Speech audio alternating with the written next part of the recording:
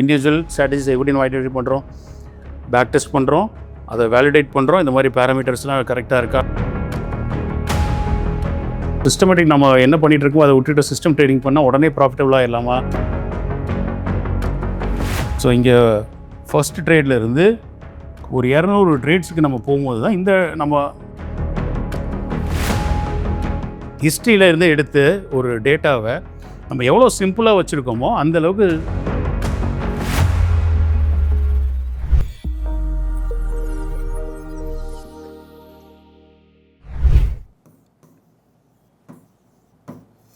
So ஒரு பேஸ்கெட்டுக்குள்ளே individual strategies நம்ம நிறைய போடுறோம். ஸோ இண்டிவிஜுவல் ஸ்ட்ராட்டஜிஸ் எப்படி ஐடென்டிஃபை பண்ணுறோம், பேக் டெஸ்ட் பண்ணுறோம், அதை வேலிடேட் பண்ணுறோம். இந்த மாதிரி பேராமீட்டர்ஸ்லாம் கரெக்டாக இருக்கா, நமக்கு செட் ஆகுவான்னு சொல்லிட்டு வேலிடேட் பண்ணுறோம். அப்புறம் ஒவ்வொரு பேஸ்கெட்டுக்குள்ளேயும் இந்த ஸ்ட்ராட்டஜிஸ்லாம் போட்டு இதை ஃபுல்லாமே நம்ம டெஸ்ட் பண்ண முடியும். அதாவது இண்டிவிஜுவல் ஸ்ட்ராட்டஜிஸை தனித்தனியாக டெஸ்ட் பண்ணது இல்லாமல் இது எல்லாமே சேர்ந்து வேலை செஞ்சதுன்னா என்ன மாதிரி ரிசல்ட்ஸ் கொடுக்குது. இதுக்கும் அதே மாதிரியான நமக்கு கேபிஐஸ் வரும். அதாவது இதுக்கும் ஒரு எக்விட்டி கர்வ், இதுக்கும் ஒரு ட்ராடவுனு, இதோட ரெக்கவரி ரேட்டு, இந்த பேஸ்கெட்ஸோட ஹோல் சைஸ் நம்ம பார்க்கும்போது தான் நமக்கு பார்த்திங்கன்னா இந்த இடத்துல தான் நமக்கு இந்த நெட்வொர்க் எஃபெக்ட்ஸ்னு சொல்லுவாங்க. அதாவது நம்ம பெருசாக க்ரோ ஆகும்போது பார்த்திங்கன்னா ஆட்டோமேட்டிக்காக நம்ம சில அட்வான்டேஜ் நமக்கு வரும். நம்ம அதை தேடி போக முடியும். அதே மாதிரி தான் இங்கே பேஸ்கெட்டை நம்ம ட்ரேட் பண்ணும்போது ஆட்டோமேட்டிக்காகவே நமக்கு சில அட்வான்டேஜ் வரும். என்னென்னா ட்ராடவுன் நிறைய அன்கோரிலேட்டட் சிஸ்டம்ஸ் ட்ரேட் பண்ணும்போது ட்ராடவுன் ஆட்டோமேட்டிக்காகவே கம்மியாகும். ஏன்னா மார்க்கெட்ஸ் சேஞ்ச் ஆகும்போது, மார்க்கெட்ஸோட ரெஜிம் சேஞ்ச் ஆகும்போது, மார்க்கெட்ஸோட ஸ்ட்ரக்சர் சேஞ்ச் ஆகும்போது ஒரு ஸ்ட்ராட்டஜி இல்லைன்னா இன்னொரு ஸ்ட்ராட்டஜி நமக்கு ஹெல்ப் பண்ணும். அந்த ஸ்ட்ராட்டஜி ப்ராஃபிட்டை மாதத்தை என் பண்ணுறதுக்கான வாய்ப்புகளை கொடுக்கும். ஸோ இந்த பேஸ்கெட்ஸாக ட்ரேட் பண்ணுறது தான் நமக்கு இன்னொரு ஏஜ் நம்ம மார்க்கெட்டில் க்ரியேட் பண்ண முடியும். இது எல்லாமே எப்போ நமக்கு வேலை செய்யும், இது எல்லாமே எப்போ கை கொடுக்கும். ஸோ சிஸ்டமேட்டிக் நம்ம என்ன பண்ணிகிட்டு இருக்கோம் அதை விட்டுட்டு சிஸ்டம் ட்ரேடிங் பண்ணால் உடனே ப்ராஃபிட்டபுளாக இல்லாமா, உடனே நம்மளால் பணம் பண்ண முடியுமா, மாதம் பணம் பண்ண முடியுமா அப்படின்னா அதுவும் ஒரு அன்சர்டனிட்டி தான். ஏன்னா பார்த்தோம்னா இப்போ நம்ம மார்க்கெட்டில் ஒரு சில மாதிரி மார்க்கெட் மூவ் ஆகும்போது சில மார்க்கெட் நம்ம சிஸ்டம் அதுக்கு ஏதுவாக இருந்ததுன்னா ப்ராஃபிட் கொடுக்கும், அப்படி ஏதுவாக இல்லைன்னா லாஸ் தான் கொடுக்கும். ஸோ இதை எல்லாத்தையுமே கோ த்ரூ பண்ணுறது, இந்த அப்ஸ் அண்ட் டவுன்ஸை கோ த்ரூ பண்ணி நம்ம ஒரு 100 ட்ரேட்ஸ், 200 ட்ரேட்ஸ், 300 ட்ரேட்ஸை எக்ஸிக்யூட் பண்ணும்போது தான் பார்த்திங்கன்னா நம்ம ஆவரேஜ் பக்கத்தில் வருவோம். இப்போ ஒரு ஸ்டாட்டிஸ்டிக்ஸ் எடுத்து பார்க்குறோம். இப்போ நம்ம ஒரு பேக் டெஸ்ட்டில் ஒரு ஆவரேஜ் ப்ராஃபிட் பர் ட்ரேடு ஒரு 700 ருபீஸ் வருது அப்படின்னா நம்ம யூஸ்வலாக என்ன எக்ஸ்பெக்ட் பண்ணுவோம்னா நம்ம எடுக்கக்கூடிய எல்லா ட்ரேட்லையுமே 700 ருபீஸ் நம்ம ப்ராஃபிட் வரும்னு சொல்லிட்டு. ஆனால் அப்படி யூஸ்வலாக நடக்காது. இது நம்ம லைஃப் மாதிரி தான். ஒரு ட்ரேடில் ஃபஸ்ட் ட்ரேடில் ஒரு 3000 வரும், இன்னொரு ட்ரேடில் 2000 லாஸ் ஆகலாம். அப்போ இதில் 1000 தான் வரும், இன்னொரு ட்ரேடில் -1000 போகும். அப்புறம் இதில் 200 தான் வரும் ஒரு ட்ரேடில்.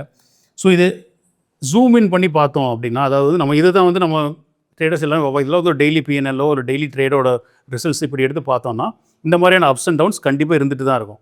இது எப்போ நமக்கு இந்த ஆவரேஜ் 700 கிட்ட வருவோம்னு பார்த்தா நம்பர் ஆஃப் ட்ரேட்ஸ் நம்ம இன்க்ரீஸ் பண்ணும்போது.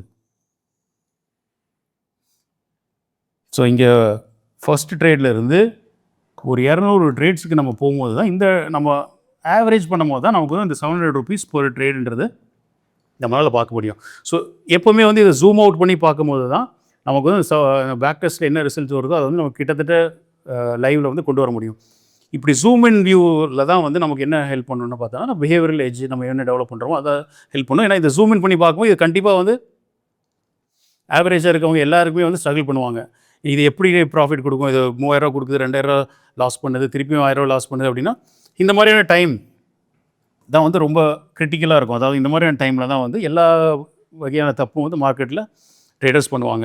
ஸோ இந்த மாதிரி ஸ்ட்ராட்டஜிஸ் இது மாதிரி ட்ராடவுனில் போகுது, இந்த மாதிரி ஸ்ட்ராட்டஜிஸ் அன்சர்டன் டைமில் இருக்குது, ஒரு மாதம் நான் ட்ரேட் பண்ணிட்டேன், எனக்கு நெட் லாஸில் இருக்குது, இல்லை நெட்டு ப்ராஃபிட் பெருசாக வரல, இந்த மாதிரியான டைமில் தான் கிரிட்டிக்கல் டைமில் தான் இந்த ஸ்ட்ராட்டஜி ஜம்பிங்கோ வேறு ஏதோ புது ஸ்ட்ராட்டஜி அந்த டைமில் நல்லா வேலை செஞ்சுருக்கும். இந்த டைமில் பார்த்தீங்கன்னா இந்த டைம் பீரியட் இந்த ஸ்ட்ராட்டஜி ஸ்ட்ரகிள் பண்ண பீரியடில் வேறு ஸ்ட்ராட்டஜி நல்லா வேலை செஞ்சுருக்கும், அதை பேக் டெஸ்ட் பண்ணிவிட்டு போயிடுவாங்க. ஸோ இந்த டிஸ்கிரிப்டிவ் ட்ரேடிங் என்னென்ன ப்ராப்ளம்ஸ் இருக்கோ அதுவும் சிஸ்டம் ட்ரேடிங்கில் சிஸ்டமேட்டிக் ட்ரேடர்ஸும் சில டைம் பண்ணுவாங்க. அதாவது ஏன்னா அவங்ககிட்ட நிறைய டூல்ஸ் இருக்குது, உடனே பேக் டெஸ்ட் பண்ண முடியுது, உடனே புது ஸ்ட்ராட்டஜியை கண்டுபிடிக்க முடியுது. இந்த மாதிரியான டூல்ஸ் இருக்கிற பட்சத்தில் அவங்க இந்த ஸ்ட்ராட்டஜி ஸ்ட்ரகிள் பண்ண டைமில் வேற ஒரு ஸ்ட்ராட்டஜி நல்லா வேலை செஞ்சுருக்கேன்னு சொல்லிட்டு திருப்பியும் அதே மாதிரி ஜம்ப் பண்ணி போயிடுவாங்க. ஸோ அந்த இடத்துல பார்த்திங்கன்னா நம்ம பிஹேவியரல் எட்ஜ் அதுதான் நமக்கு ஹெல்ப் பண்ண போகுது. அதை நம்ம கரெக்டாக அண்டர்ஸ்டாண்ட் பண்ணிவிட்டு புரிஞ்சுட்டு ஒரு ஸ்ட்ராட்டஜி நம்ம எடுத்துட்டோம், ஒரு சிஸ்டம் எடுத்துட்டோம், அது பேக் டெஸ்ட் பண்ணிட்டோம். நம்ம எவ்வளோ டைம் வேணால் ஸ்பெண்ட் பண்ணிக்கலாம் பேக் டெஸ்ட்டில், அதை அனலைஸ் பண்ணுறதுல. கொஞ்ச நாள் பேப்பர் ட்ரேடிங் பண்ணலாம், கொஞ்ச நாள் ஃபார்வர்ட் டெஸ்ட் பண்ணலாம். இது எல்லாத்தையுமே நம்ம பண்ணிவிட்டு ஒரு ஸ்ட்ராட்டஜியை நம்ம டிஃபைன் பண்ணிட்டோம், ஸ்ட்ராட்டஜி ஐடென்டிஃபை பண்ணிட்டோம். அந்த ஸ்ட்ராட்டஜி ஒரு சிம்பிள் ஸ்ட்ராட்டஜியாக இருக்குது, மார்க்கெட்டில் வந்து அது ஒரு பணம் பண்ணக்கூடியதாக இருக்குன்றது பேக் டெஸ்ட்டில் நம்ம கண்டுபிடிச்சிட்டோம் அப்படின்னா, அதில் வந்து நம்ம வந்து இன்வெஸ்டிங் மாதிரி தான். இது வந்து நம்ம பெருசாக டிஃப்ரென்ஸ் கிடையாது. நம்ம எப்படி ஒரு ஸ்டாக்கில் இன்வெஸ்ட் பண்ணுறோம், ஒரு பிஸ்னஸில் இன்வெஸ்ட் பண்ணுறோம், அது மாதிரி நம்ம ஒரு சிஸ்டமில் இன்வெஸ்ட் பண்ணுறோம். அந்த சிஸ்டமோட அப்ஸ் அண்ட் டவுன்ஸு அதனால் போக விடணும். மார்க்கெட் வந்து அதை பனிஷ் பண்ணணும், மார்க்கெட் அதை ரிவார்டு பண்ணணும். ஸோ நம்ம பனிஷ் பண்ணுற டைமில் இருந்துட்டோம்னா, அது ரிவார்ட் பண்ணுற டைமில் நம்ம இருக்கணும் அப்படின்னா, டிசிப்ளினாக அந்த சிஸ்டம் வந்து ஃபாலோ பண்ணணும். ஒரே ஒரு கோல் என்னவாக இருக்கும் அப்படின்னா, நம்ம நம்பர் ஆஃப் ட்ரேட்ஸை நம்ம வந்து இன்க்ரீஸ் பண்ணணும். நம்பர் ஆஃப் ட்ரேட்ஸ் நம்ம வந்து விட்டால் தான் அந்த சிஸ்டம் வந்து அதோட வேலையை வந்து நம்ம காமிக்கும். அதாவது சிஸ்டம் நம்ம எப்படி ஸ்ட்ரகிள் ஆகுதோ அதே மாதிரி சிஸ்டமும் ஃபைட் பண்ணி, மார்க்கெட்டில் ஃபைட் பண்ணி, சிஸ்டமே ஆட்டோமேட்டிக்காக வந்து அந்த ப்ராஃபிட் ஜோனுக்கு வந்துடும். ஸோ இது நமக்கு வேணும் அப்படின்னா, இதை வந்து லா ஆஃப் லார்ஜ் நம்பர்ஸ்னு சொல்லுவாங்க. ஸோ இப்போ இது எப்போ இது ட்ரூ ஆகும் அப்படின்னா, ஒன்லி லார்ஜ் நம்பர்ஸ் தான் ட்ரூ ஆகும். ஸ்மால் நம்பர்ஸ் 5 ட்ரேட் 10 ட்ரேட் பண்ணிவிட்டு நம்ம வந்து இந்த ஆவரேஜ் ரிட்டர்ன்ஸ் வரலன்னு தான் சொல்ல முடியாது. நம்ம வந்து large number of trades, large டேட்டாவில் போய் பார்த்தா தான் நமக்கு வந்து இந்த பாசிட்டிவ் எக்ஸ்பென்சிக்கு கிட்ட நம்மளால் இந்த ட்ரேடிங்கில் வர முடியும். ஸோ எந்த மாதிரியான ட்ரேடிங் சிஸ்டம் வந்து இப்போ நம்ம பேக் டெஸ்ட்டில் பார்க்குறோம், நல்லா ரன் ஆகுது அப்படின்னு, நல்லா ரன் ஆகுது. அதை வந்து நம்ம ஃப்யூச்சரில் வந்து பண்ணோன்னா எல்லா ஸ்ட்ராட்டஜி ரன் ஆகுமா, அதே மாதிரி வேலை செய்யுமா அப்படின்னு பார்த்தாலும் அதுலேயும் சில ப்ராப்ளம்ஸ் இருக்குது. அது என்னென்னு பார்த்தோம்னா, இந்த பேக் டெஸ்டிங்ன்ற ஃபுல் விஷயத்துலேயே பார்த்தீங்கன்னா காமனாக நம்ம பார்க்கக்கூடியது என்னென்னா, நம்ம மார்க்கெட்டில் வந்து ஒன்று சொல்லுவாங்க என்னென்னா, ஒரு தப்பான பேக் டெஸ்ட்ன்றதே கிடையாது. ஏன்னா எல்லா பேக் டெஸ்ட்டுமே, அதாவது நீங்கள் ஒரு சாஃப்ட்வேர் யூஸ் பண்ணுறீங்க, இல்லைனா நீங்களே கோடிங் பண்ணி ஒரு பேக் டெஸ்ட் பண்ணுறீங்க அப்படின்னா, பேராமீட்டர் அபியூஸ், அதாவது ஓவர் ஃபிட்டிங். ஸோ இந்த ஓவர் ஃபிட்டிங் அப்படின்னா என்ன? இப்போ நான் சொன்ன மாதிரி இந்த பேசிக் சிஸ்டமே எடுத்துக்கோம். ஒரு ஓப்பனிங் ரேஞ்ச் பிரேக் அவுட்டு 15 நிமிஷம் கேண்டலுக்கு மேலே போச்சுன்னா நம்ம பை பண்ணுறோம், 15 நிமிஷம் கேண்டில் கீழே போனால் செல் பண்ணுறோம், 3.25 வரைக்கும் வச்சுருக்கோம், இந்த மார்க்கெட் க்ளோஸ் ஆகிற வரைக்கும் வச்சுருக்கோம் அப்படின்றது ஒரு பேசிக் ரூல், சிம்பிள் ஸ்ட்ராட்டஜி. ஸோ இந்த சிம்பிள் ஸ்ட்ராட்டஜி கொடுக்கக்கூடிய ரிசல்ட் அப்படின்னா ராவாக இருக்கும், அதாவது வந்து ப்ராஃபிட்டபுளாக இருக்கும். ஆனால் ட்ராடவுன் வந்து கொஞ்சம் ஜாஸ்தியாக இருக்கலாம், அப்புறம் வந்து அது வந்து வின்னிங் ரேட் கொஞ்சம் கம்மியாக இருக்கலாம். ஆனால் ஓவரால் ஒரு ப்ராஃபிட்டபிள் சிஸ்டமாக இருக்குது அப்படின்னா அது வந்து ஒரு சிம்பிள் சிஸ்டம்ன்ற ஒரு கேட்டகரியில் நம்ம போட்டுடலாம். இது ஒரு சிம்பிள் சிஸ்டம். ஏன்னா ரூல்ஸ் சிம்பிளாக இருக்குது, ஈஸியாக சொல்லி தர முடியும், ஈஸியாக அண்டர்ஸ்டாண்ட் பண்ண முடியும், ஈஸியாக எக்ஸிக்யூட் பண்ண முடியும். இது ஒரு சிம்பிள் சிஸ்டம். இந்த சிம்பிள் சிஸ்டத்தோட ரிசல்ட்ஸ் வந்து பார்த்தீங்கன்னா ஒரு ஆவரேஜான ரிசல்ட்ஸாக இருக்கும், ஒரு எக்ஸ்ட்ராடனரி ரிசல்ட்ஸ் இருக்காது. இது வந்து மேபி ஒரு 55% வின்னிங் ரேட் இருக்கும். ஸோ ப்ராஃபிட்டும் வந்து ப்ராஃபிட்டபுளாக இருந்தாலுமே பெரிய ப்ராஃபிட்டாக நம்மளால் பார்க்க முடியாது. ஸோ இது வந்து ஒரு சிம்பிள் சிஸ்டம். இந்த சிம்பிள் சிஸ்டத்தை எடுத்து நம்ம இப்போ இருக்கக்கூடிய டூல்ஸாலோ இல்லைன்னா வேறு ஒரு ப்ரோக்ராமிங் இருந்தாலுமே, இல்லை யாராவது ஒரு ப்ரோக்ராமர் ஹெல்ப்போட நம்மளால் இதை வந்து பெட்டராக பண்ண முடியும். என்ன பண்ணலாம் அப்படின்னா, இதில் வந்து சில நாளை ரிமூவ் பண்ணிடுவாங்க. யூஸ்வலாக பண்ணக்கூடியது என்ன பார்த்தீங்கன்னா, மண்டே, டியூஸ்டே, வெனஸ்டேன்னு இருக்குன்னா தேர்ஸ்டே, ஃப்ரைடே, இப்போ இது எல்லா நாளும் இந்த ரிசல்ட்ஸ் இருக்குது. இதில் சில டைம் பார்ப்பாங்க, டியூஸ்டே நல்லா வேலை செய்யல, டியூஸ்டே ரிசல்ட்ஸை ரிமூவ் பண்ணலாம், வெனஸ்டே ரிமூவ் பண்ணலாம், தேர்ஸ்டே மண்டே நல்லா வேலை செஞ்சுருக்கு, ஃப்ரைடே நல்லா வேலை செஞ்சுருக்கு, தேர்ஸ்டே வந்து சுமாராக வேலை செஞ்சுருக்கு அப்படின்ற டேட்டா வந்து நம்ம ஹிஸ்ட்ரியில் எடுத்து பார்த்துட்டு, இந்த நாளில் ட்ரேடை பண்ண வேணாம், இந்த நாளுமே ட்ரேட் பண்ணலாம் அப்படின்னு நம்ம இந்த பேக் டெஸ்ட்டை மாற்றி பார்த்தாங்கன்னா அது வந்து ஒரு எக்ஸ்ட்ராடனரி ரிசல்ட்ஸ் கொடுக்குற மாதிரி இருக்கலாம். ஏன்னா இது பேர் என்னென்னா ஹைண்ட்சைட் பயஸ். ஆல்ரெடி நடந்த விஷயத்தை எடுத்துகிட்டு, அதில் இருக்கிற டேட்டாவை எடுத்துகிட்டு நம்ம வந்து அதை வந்து பெர்ஃபெக்ட் பண்ணுறதுக்கான ட்ரை பண்ணுவோம். ஸோ என்ன சொல்லுவாங்கன்னா, நம்ம எவ்வளோ ட்ரை பண்ணுறோமோ அந்தளவுக்கு பேக் டெஸ்ட் பெட்டர் ஆகும். ஆனால் அந்த மாதிரியான பண்ணக்கூடிய விஷயம் தான் வந்து ஓவர் ஃபிட்டிங். ஸோ இந்த மாதிரி கேப் டவுன் ஆன நாளில் ட்ரேட் பண்ண வேணாம், கேப் டவுன் ஆன நாளில் ட்ரேட் பண்ண வேணாம், இந்த மாதிரி மார்க்கெட் இருந்ததுன்னா ட்ரேட் பண்ண வேணாம், இந்த மாதிரி நிறைய ஃபில்டர்ஸ் ஆட் பண்ணிகிட்டே வந்தோம்னா இந்த ஸ்ட்ராட்டஜி வந்து ஒரு பெஸ்ட் பெர்ஃபார்மிங் ஸ்ட்ராட்டஜியாக பேக் டெஸ்ட்டில் காமிக்கும். அதாவது வந்து இது வந்து ஒரிஜினல் சிம்பிள் ஸ்ட்ராட்டஜி வந்து இப்படி இருந்துக்கு ஈக்விட்டிக்கோ இந்த மாதிரி போகுது அப்படின்னா, இது வந்து பார்த்திங்கன்னா நல்லா ஸ்மூத்தாக போகிற மாதிரி நம்மளால் கொண்டு வர முடியும். ஸோ அதுதான் வந்து பெஸ்ட் பேக் டெஸ்ட். அதாவது நல்ல பேக் டெஸ்ட்டை நம்மளால் எல்லாருனாலையும் கொண்டு வர முடியும். ஸோ இந்த மாதிரியான சிஸ்டம் தான் என்ன போகணும் அப்படின்னு பார்த்தா, இதை லைவ் மார்க்கெட்டில் நம்ம ட்ரேட் பண்ண ஆரம்பித்தோம் அப்படின்னு பார்த்தோன்னா இந்த மாதிரி சிஸ்டம் தான் பிரேக் ஆயிரும். ஏன்னா இந்த சிஸ்டமோட அட்வான்டேஜ் என்னன்னு பார்த்தீங்கன்னா அதோட சிம்பிளிசிட்டி தான். ஸோ ஒரு வருஷம் இந்த மாதிரி இருந்திருக்கும், அடுத்த வருஷம் பார்த்தீங்கன்னா டியூஸ்டேவும் வெனஸ்டே மட்டும் தான் ப்ராஃபிட் கொடுத்துருக்கும். தேர்ஸ்டேவும் ஃப்ரைடேவும் ப்ராஃபிட், மண்டேவும் ப்ராஃபிட்டே கொடுத்துருக்காது. சில பேர் ஓவர் ஃபிட்டிங் பண்ணுறதுனால மண்டேயில் வந்து double quantity, Friday double quantity, இங்கே வந்து ட்ரேடே பண்ணாமல் விட்டுருப்பாங்க. என்ன ஆகும்னு பார்த்தீங்கன்னா நெக்ஸ்ட் இயர் பார்த்தீங்கன்னா இதுதான் ஹெவி லாஸாக இருந்திருக்கும், இதுதான் ஹெவி லாஸாக இருந்திருக்கும், இந்த ரெண்டு ஃபுல் ப்ராஃபிட் கொடுத்துருக்கும். ஏன்னா மார்க்கெட் வந்து டியூஸ்டே, மண்டே, வெனஸ்டேலாம் மார்க்கெட்டுக்கு தெரியாது. மார்க்கெட் வந்து அந்த ஒரு போக்கில் அதே மாதிரி என்ன நியூஸ் ஃப்ளோ வருதோ, என்னென்னலாம் மார்க்கெட்டில் ஈவெண்ட்ஸ் நடக்குதோ, இது எல்லாத்தையும் பேஸ் பண்ணி தான் மார்க்கெட் மூவ் ஆக போகுது. ஸோ ஹிஸ்ட்ரியில் இருந்து எடுத்து ஒரு டேட்டாவை நம்ம எவ்வளோ சிம்பிளாக வச்சுருக்கோமோ அந்தளவுக்கு அந்த ஸ்ட்ராட்டஜி வந்து ஃப்யூச்சரில் நல்லா பெர்ஃபார்ம் பண்ணும்.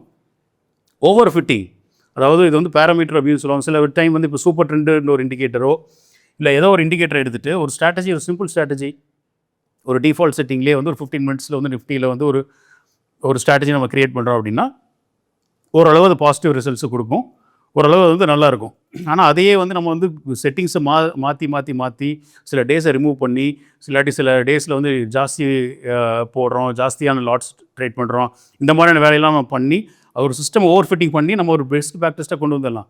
ஸோ இதில் வந்து ப்ரைஸ்ன்றது வந்து ஒரு நல்ல பேக் டெஸ்ட் பண்ணக்கூடிய ப்ரைஸ் கிடையாது. எந்தெந்த ஸ்ட்ராட்டஜிஸு, எந்தெந்த சிஸ்டம்ஸ் இல்லாமல் வந்து எந்த அளவுக்கு சிம்பிளாக வச்சுருக்கோமோ அதுதான் வந்து மார்க்கெட்டில் வந்து அடுத்த 5 வருஷத்துக்கோ அடுத்த 10 வருஷத்துக்கோ அதே மாதிரி பேட்டர்ன்ஸை கேப்சர் பண்ணி நம்மளை கூட்டிகிட்டு போகும். ஸோ இந்த சிஸ்டமேட்டிக் ட்ரேடிங்கிறது வந்து இனிஷியலாக வந்து பார்த்தோம்னா இது வந்து ஒரு மேஜிக் பில்லோ, இது வந்து ஒரு மேஜிக் வாண்டோ, ஒரு சீக்ரெட் சாஸோ கிடையாது. இதுவுமே பார்த்தீங்கன்னா டிஸ்கிரிப்ஷன் ட்ரேடிங்கில் இருக்கிற எல்லா பிட்ஃபால்ஸுமே சிஸ்டமேட்டிக் ட்ரேடிங்லேயும் இருக்கும்.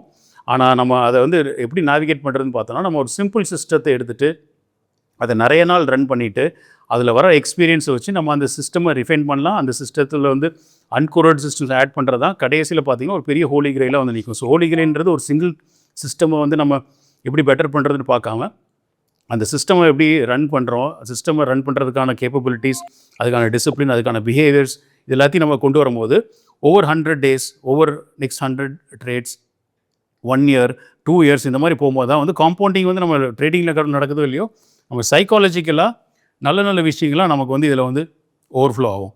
அதாவது நம்ம ஒரே சிஸ்டம் வந்து டிசிப்ளினாக ட்ரேட் பண்ணும்போது நம்ம வந்து பழையபடி போய் நம்ம ஸ்ட்ராட்டஜி ஜம்ப் பண்ணுறதோ இல்லை அடுத்தவங்க என்ன பண்ணுறாங்க, வேறு ஒருத்தவங்க ப்ராஃபிட் போடுறாங்களே ட்விட்டரில், நம்மளோடது வந்து சிஸ்டம் நல்லா போகலையே, இந்த மாதிரியான நாய்ஸ் எல்லாம் கட் பண்ணிவிட்டு நம்ம சிஸ்டமோட ஒரு ட்ராவல் போகும்போது தான் நமக்கான அட்வான்டேஜஸ் வந்து அதில் வந்து நமக்கு வந்து பல மடங்கு காம்பவுண்டட் லெவலில் கிடைக்கும்.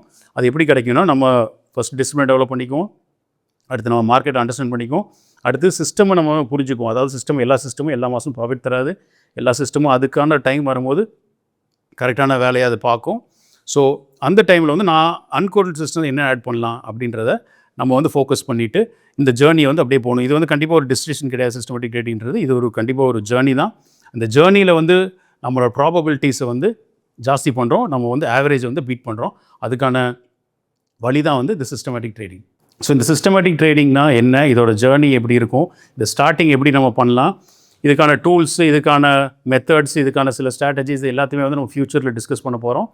நான் வந்து உங்களுக்கு வந்து இதை அடுத்த லெவலில் எப்படி நம்ம பண்ணலாம், இதை ஆக்சுவலாக எப்படி எக்ஸிக்யூட் பண்ணலாம், இதுக்கான என்னென்ன நம்ம மைண்ட் செட் எப்படி டெவலப் பண்ணுன்ற வீடியோஸும் நம்ம ஃப்யூச்சரில் பார்ப்போம்.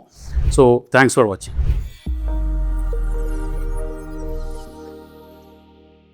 Investment in security markets are subject to market risk. Read all the related documents carefully before investing.